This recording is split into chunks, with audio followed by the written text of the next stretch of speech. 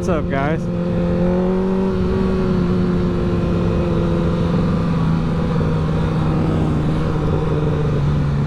Long time no see.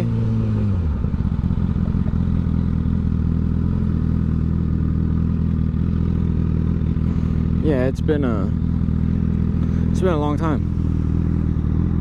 I think it's been like 2 months since my last upload or something like that. I've just I don't know, I kind of took a break from it. I mean, a part of the reason it's been 100+ degrees out, and I'm not really trying to ride in that.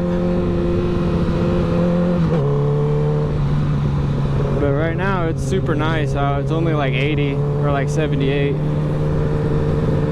And I rode to work the other day, but I didn't record it. And my laptop was broke.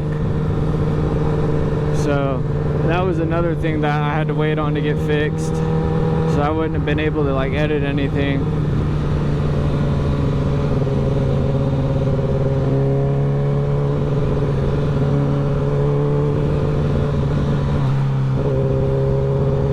But yeah, I'm gonna, I don't know, so my computer's fixed and everything, so now I'm gonna, and the weather is kind of cooler. I don't really ride whenever it's super hot out, but when it's cool out and stuff like that, I'm gonna try and ride and film some stuff. But yeah, I mean, I just kind of took a break from it. I had some like personal stuff going on too. I just kind of had things going on with my job and stuff like that, life. And I just kind of, I got like really like demotivated and like down on myself and stuff like that. So I really wasn't trying to like record anything, or like I didn't even really ride either, which normally I do ride and stuff like that. But I don't know, I was just going through like a whole couple weeks of just personal life shit. But we're back, and I finally got a quad lock. Fucking took forever.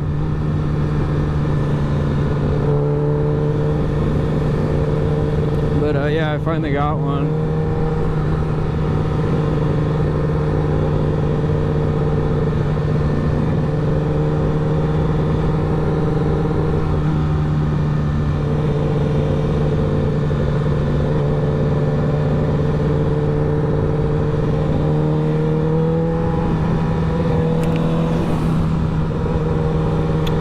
We're just kind of chill ride right now. Haven't ridden in a couple days, but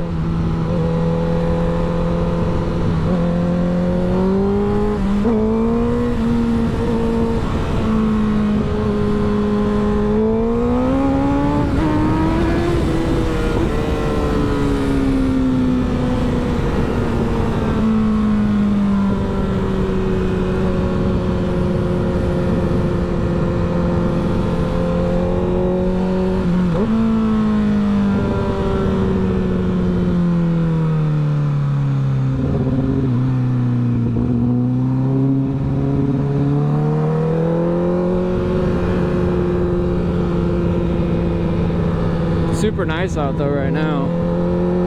But yeah, I mean, we're just kind of chilling,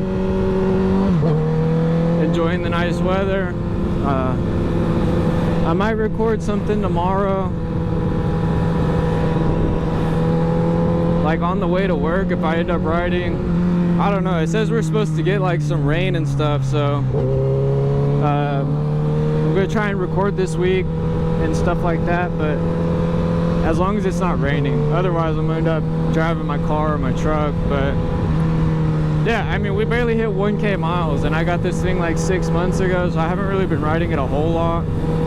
The other day I rode it to work, and I didn't record or anything. I don't know, I just was trying to go to work and just ride normally. I just wanted to see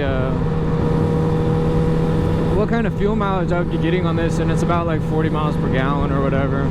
On the way home from work though, I literally got all the way, I drive an hour for work and an hour home, so I literally got all the way here and I was literally like, I don't know, maybe a mile or two from my house, and I got a check engine light, which was crazy because I didn't, you know, I did the speed limit the whole way home. I didn't, you know, romp on it or nothing like that. And then in the same road where my MT-09 started making a knocking noise, the check engine light and the traction control light came on. So I was like, I don't know, I was really upset because I was like, man, I just got this bike, and like same thing happened to the MT-09 is where that happened. Like the MT-09 didn't like do a check engine light or nothing, but like I noticed it made like a funny knocking noise in the motor, so I limped it home, and then I took it to the dealer, and they ended up like fixing it. And then whenever I got it back, it was a whole ordeal, but when I got it back, I literally loaded it up, took it to the house, unloaded it, started it. The knocking was still there, and then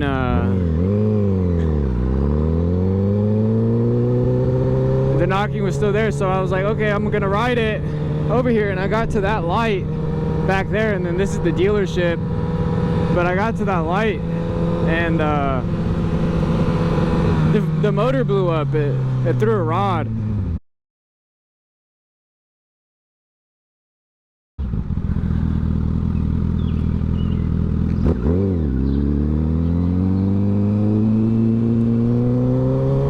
Yeah, it threw a rod, and there was like oil and like fumes just like coming out. And so I pushed it back to the dealership, and then like this was 30 minutes literally after I picked the bike up from the dealer, and after the Yamaha warranty people said that it was good, like that's a normal noise for the motor. And then I was like, yeah, there's no way that motor is supposed to have a knocking noise, because that bike only had, it was a 2022 and it only had 2,600 miles on it.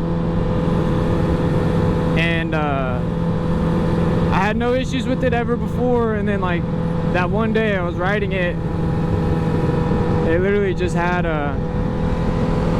the knocking noise. So I pulled over and I tried to see what was going on, and I was like, dude, this is just not normal. And luckily it was still under warranty, so I took it in. And then I had to buy the extended warranty, so the motor rebuild would be under warranty and I wouldn't have to pay anything on it. But yeah, that was a whole ordeal. They had the bike for 8 months trying to do the motor rebuild, saying that they needed to order this and that, and they forgot to order this, and they found out they needed this. And I mean, it was just a frustrating thing. I literally took it in like the end of April, and then took it in April, like at the end of the month, and then they had it until the end of December, which was crazy. And they kept promising like me this day and this day they'd be done. Yeah, it was just frustrating because I like lost a lot of money on it. That I was literally planning, like when they rebuilt that motor, I was gonna trade it off for a different bike, but it took so long that by the time I went, like got the bike back in December, the bike depreciated so much or whatever. But shout out to the dealership, because the general manager there, she like, we were dealing with her the whole time, and she like wanted to make it right, because like they finally got the bike done and I was supposed to be able to pick it up. I called and I was like, hey, like what's the status on the bike, whatever. And then they were like, yeah, like it was done, but then one of our porters dropped it. And I was like, are you serious, man? So yeah, I mean, that was the story with that. And so literally the next day I went up there with my dad. He met me there, and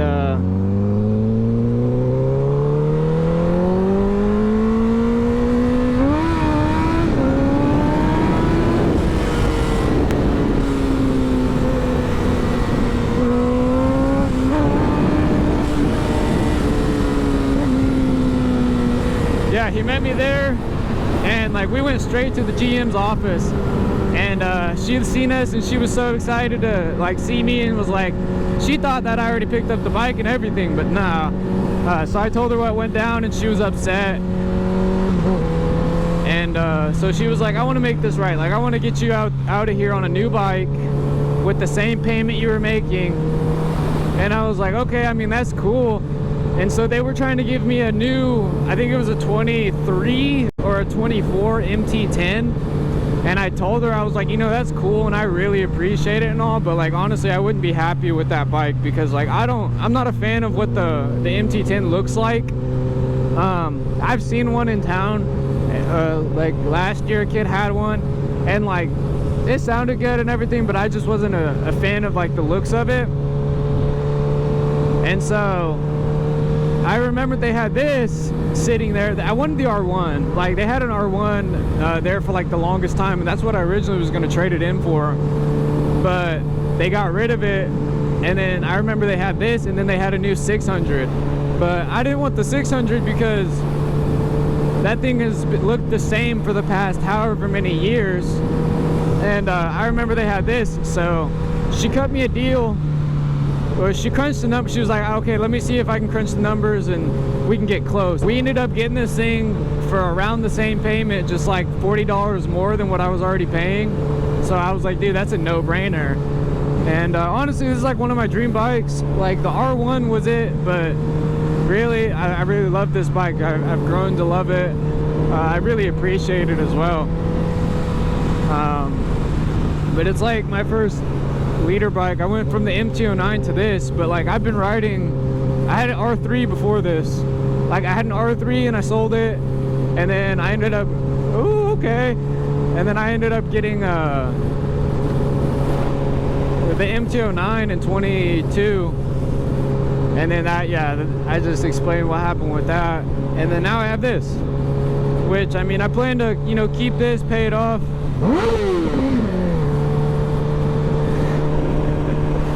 She wanted me to rev it, but yeah, I mean, I plan to keep this, pay it off, and then like maybe I'll upgrade. I really like the Triple R a lot. The Triple R is a super nice bike, super fast. Or I mean, I don't know, any really of these new leader bikes I like. I really like the new S1K though, just for the fact that like you can get the cruise control and the GPS built in it. Because like since I commute for work like an hour, I know they make the throttle lock too, but like just having the buttons for it would be super nice. And I really like the look of them, but I mean I feel like everybody has a fucking S1K, you know what I mean? Like I don't see a whole lot of people with double R's, like newer double R's.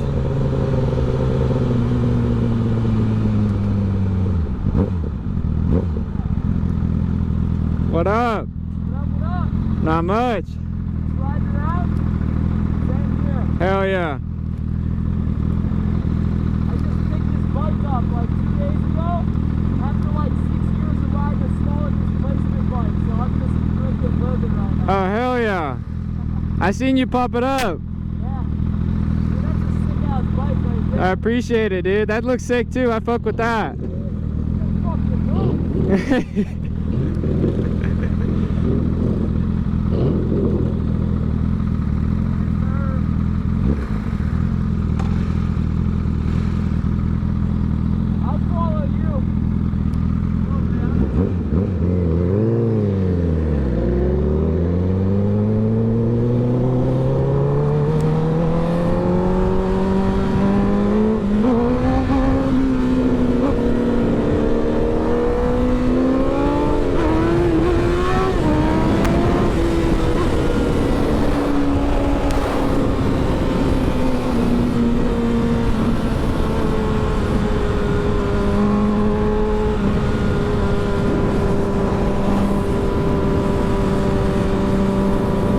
That Supermoto is sick, dude.